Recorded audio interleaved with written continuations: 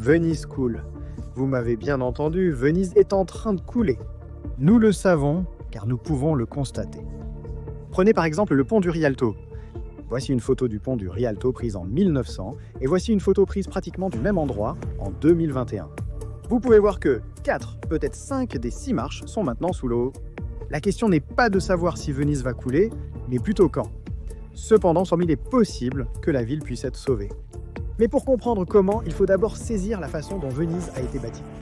À l'origine, ce n'était rien de plus qu'un marécage et une lagune où vivaient quelques pauvres pêcheurs. Elle s'est peuplée de réfugiés romains venant des villes voisines, fuyant les vagues successives d'invasions germaniques et uniques et utilisant la lagune marécageuse pour se protéger. Cependant, avec la croissance démographique dans la région, il est devenu crucial de créer de l'espace pour tous. Venise est composée d'environ 118 petites îles, et au fil des siècles, il a fallu de plus en plus de terre molle et sèche, ainsi qu'une fondation plus solide. C'est là que la magie a opéré. Venise ne s'est pas développée comme les villes habituellement, depuis un centre vers l'extérieur. Les établissements insulaires distincts se sont étendus jusqu'à ce que leurs frontières ne se rejoignent. Ils ont procédé en draguant d'abord les marais, en construisant une série de canaux qui détournaient l'eau et révélaient ainsi davantage de terres sur lesquelles ils pouvaient construire. Les berges de ces canaux étaient ensuite renforcées avec des planches et des pieux en bois pour éviter qu'elles ne soient à nouveau submergées par les marées. La terre est un cas encore plus intéressant. Les Vénitiens ont enfoncé des milliers de pieux en bois très rapprochés, mesurant environ 60 pieds de long. Ces pieux s'enfoncent profondément dans l'eau, tellement profondément qu'ils dépassent le sol meuble et la terre pour atteindre une couche de sol composée d'argile dure, capable de supporter le poids des bâtiments construits au-dessus. Ensuite, ils coupaient le sommet de ces pieux en bois et créaient des plateformes en bois solide pour les surmonter. Une couche de calcaire d'Istrie était construite au-dessus des plateformes, puis les maisons étaient bâties sur cette fondation. Une représentation visuelle simplifie cela bien mieux que moi. Cependant, cela signifie qu'une énorme quantité de bois a été utilisée pour construire Venise, et il existe des chiffres à ce sujet. Prenez par exemple le célèbre pont du Rialto. Il repose sur environ 30 000 pieux en bois. Ou la magnifique église Santa Maria della Salute. Elle repose sur un peu plus de 1 100 000 pieux en bois. En fait, Venise elle-même est soutenue par plus de 10 millions de ces pieux en bois.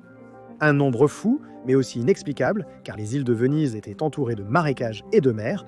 Il n'y avait donc pas de forêt à l'origine, ce qui signifie que tout le bois devait être importé des montagnes de Slovénie, de Croatie et du Monténégro. Donc en gros, la Venise que nous voyons aujourd'hui est soutenue par des millions de pieux en bois qui ont plus de 1000 ans, tous importés des pays voisins. Cette technique, utilisée depuis plus de 1000 ans, fonctionne car le bois immergé ne pourrit jamais. Normalement, la décomposition du bois est causée par des micro-organismes, comme les champignons et les bactéries. Mais les pieux en bois qui soutiennent Venise sont complètement immergés, donc jamais exposés à l'oxygène, élément clé pour la survie de la plupart des micro-organismes. Le sommet du bois était donc coupé avant l'installation des plateformes pour éviter toute exposition à l'air. Ajoutez à cela le fait que le flux constant d'eau salée riche en minéraux autour de Venise a pétrifié le bois au fil du temps, le transformant en une structure durcie semblable à de la pierre. C'est en gros le secret de la longévité de Venise. Ce système de construction de ville n'est pas nouveau. Il est connu sous le nom de fondation indirecte. Le concept existe depuis l'Empire romain, mais a été perfectionné et développé par les Vénitiens. En quoi ces informations sont-elles pertinentes pour comprendre l'affaissement actuel de Venise ? Venise est souvent surnommée la cité flottante, car tout y est interconnecté. Mais en vérité, elle sombre depuis qu'elle existe. Dès le début, le poids de la ville a fait pression sur la terre et la boue sur lesquelles elle a été bâtie, évacuant l'eau et compactant le sol. C'est ce qu'on appelle l'affaissement des terres, où tout s'effondre en quelque sorte. Le problème s'est encore aggravé dans les années 50 et 60, lorsque l'eau souterraine a été pompée sous Venise pour des usages industriels, provoquant un affaissement encore plus important de la ville dans la terre. Pour comprendre à quel point cela a été dommageable, pendant ces 2 décennies, Venise a coulé de 5 pouces, alors qu'aujourd'hui, elle ne s'enfonce plus que de 0,04 pouces par an. Cette pratique a été arrêtée une fois les dégâts compris, mais elle a eu un effet durable. Cette photo montre les impacts de l'affaissement des terres sur Venise de 1966 à 2006, et une bonne partie s'est enfoncée, même légèrement. Même si l'argile a maintenu le bois solidement et que le bois s'est presque transformé en pierre après être resté longtemps sous l'eau, rien ne dure éternellement. Le bois se décompose toujours dans les zones pauvres en oxygène. Cela prend simplement beaucoup plus de temps, et durer plus de 1500 ans n'est pas un mince exploit en soi. Cependant, il serait simpliste d'attribuer uniquement à l'affaissement d'origine humaine les problèmes de Venise. Bien d'autres facteurs entrent en jeu. Ce phénomène est aussi naturel, dû aux plaques tectoniques. Venise, située sur la plaque adriatique qui s'enfonce sous les Apennins, perd de l'altitude. Dans l'ensemble, l'affaissement fait couler Venise d'environ 1 à 2 pouces par siècle. Cependant, l'affaissement n'est pas la plus grande menace pour Venise. La principale menace est la montée du niveau de la mer. Comme l'eau monte plus vite que Venise ne s'enfonce, on s'attend à ce qu'en 2100, le niveau de la mer à Venise augmente de 15 cm à 1,20 m. Même si cette estimation couvre une large fourchette, même de petites augmentations seront extrêmement coûteuses pour la ville italienne. À cause du changement climatique, les inondations, même celles de plus d'1 mètre, ont augmenté exponentiellement. Sont connues sous le nom d'aqua alta, ou haute eau en anglais. C'est le phénomène où Venise est complètement inondée. Elles sont généralement causées par des marées exceptionnellement hautes, dues à de forts vents, ondes de tempête et pluies abondantes. Ce phénomène s'intensifie ces dernières années à cause de la montée du niveau de la mer, ce qui inquiète la ville. Ce graphique ici. Le graphique illustre l'augmentation constante de la fréquence des inondations d'aqua alta à Venise durant les 2 dernières décennies. Venise a connu 163 cas de telles inondations, alors que durant les 100 années précédentes, le nombre était presque identique, avec 166 cas. Ces inondations sont devenues aussi fréquentes que les menaces incessantes de la Corée du Nord envers la Corée du Sud. Le problème avec ces inondations n'est pas seulement qu'elles rendent Venise presque impossible à vivre. Par exemple, en 2019, lorsque l'eau a submergé jusqu'à 85% de la ville et est montée à presque 2 mètres dans certaines zones, mais aussi parce qu'elles endommagent la ville de façon durable. Lors des inondations à Venise, l'eau pénètre les fondations des bâtiments et les détériore. De ce fait, le rez-de-chaussée de nombreux édifices vénitiens est inhabitable, ne vous y trompez pas.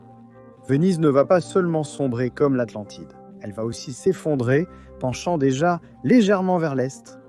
C'est un problème sérieux. En fait, on prévoit que si rien ne change, Venise sera sous l'eau d'ici l'an 2100. Tous ces facteurs ont mené au système modulo-expérimental électromécanico, un projet existant pour tenter de sauver Venise. Imaginé à la fin des années 1980, le projet a officiellement été lancé en 2003. Il s'agit de 78 barrières anti-tempête reposant à plat sur le fond marin jusqu'à leur utilisation. Elles sont placées à 3 entrées distinctes, à Lido, Malamocco et Chioggia. Lorsque le niveau de l'eau est prévu de monter d'environ 1 mètre au-dessus du niveau habituel, la barrière est relevée en y injectant de l'air, ce qui évacue l'eau. Elle flotte vers le haut jusqu'à émerger au-dessus de l'eau, comme ceci, formant alors une barrière pouvant atteindre 3 mètres, avec l'Adriatique qui frappe d'un côté et la lagune qui reste relativement calme de l'autre. Ensuite, lorsque la marée redescend, l'eau est pompée à nouveau dans les clapets et l'eau est expulsée, les abaissant ainsi dans leur position ouverte sous l'eau, comme vous pouvez le voir ici. Elles sont également cachées sous l'eau lorsqu'inutilisées, contrairement à celles de Rotterdam ou de la Nouvelle-Orléans, pour préserver la beauté de la région. Mose a été testé avec succès, déployé plus de 25 fois depuis 2020. Cependant, il y a eu des problèmes et cela pourrait ne pas être une solution définitive. Le premier problème concerne les retards et l'augmentation des coûts. Mose devait être opérationnel en 2011 puis en 2014, ensuite en 2021 et maintenant en décembre 2023. Ces retards, combinés à l'augmentation du coût initial de 4,5 milliards de dollars, à au moins 6 milliards de dollars et le coût étant de près de 330 000 à chaque utilisation, soit le double de l'estimation initiale. Cela implique un risque d'échec. De plus, même si le système Mose fonctionne en théorie, sa durabilité reste un problème majeur. Le problème est qu'avec la montée continue du niveau de la mer, les vannes Mose devront être relevées si fréquemment qu'elles finiront par former un mur quasi permanent. Cela détruirait la lagune de Venise, la transformant en un bassin d'algues et de déchets, tuant l'écosystème et l'économie maritime en quelques décennies. Pour sauver la lagune, il faudrait ouvrir les vannes, seule barrière contre les inondations. Donc pour faire simple, le système Mose est une solution inadéquate et à court terme pour protéger la ville, et cela ne suffira pas. Il y a cependant eu d'autres idées. L'une d'elles, qui a en fait été proposée dans les années 70, consiste à injecter du ciment fluide sous la ville afin de la surélever au-dessus des seuils d'inondation. Cette méthode a été testée avec succès dans les années 70 sur la petite île de Poveglia, dans la lagune de Venise, permettant de la surélever de 10 cm. L'autre technique consiste à injecter des milliards de litres d'eau de mer sous Venise, permettant d'élever la ville de 30 cm. Une douzaine de puits, situés sur un cercle de 10 000 km, autour de Venise pomperont 150 millions de mètres cubes d'eau du sol sur une période de 10 ans. La raison est que si tout s'enfonce vers l'intérieur, on peut compenser en y injectant des tonnes d'eau. Dans les années 50 et 60, Venise s'enfonçait rapidement car on extrayait l'eau sous la ville. C'est essentiellement l'inverse pour la sauver. Cette méthode est scientifiquement solide et largement utilisée pour stabiliser les plateformes pétrolières lorsqu'elles extraient des fluides, donc cela pourrait fonctionner. Moss seul ne suffit pas vu la fréquence nécessaire de relèvement des barrières. Mais combiné à une idée comme surélever la ville elle-même, cela réduirait considérablement l'utilisation de Moss en faisant une solution potentielle. Mais aucune de ces idées n'a été mise en œuvre ou réellement envisagée jusqu'à présent. Quoi qu'il arrive, Venise doit être sauvée, car c'est l'une des villes les plus belles et emblématiques du monde. Sa perte serait préjudiciable pour l'Italie et le monde entier. Si Venise sombre à cause de la montée des eaux, nous aurons alors des problèmes bien plus graves à affronter.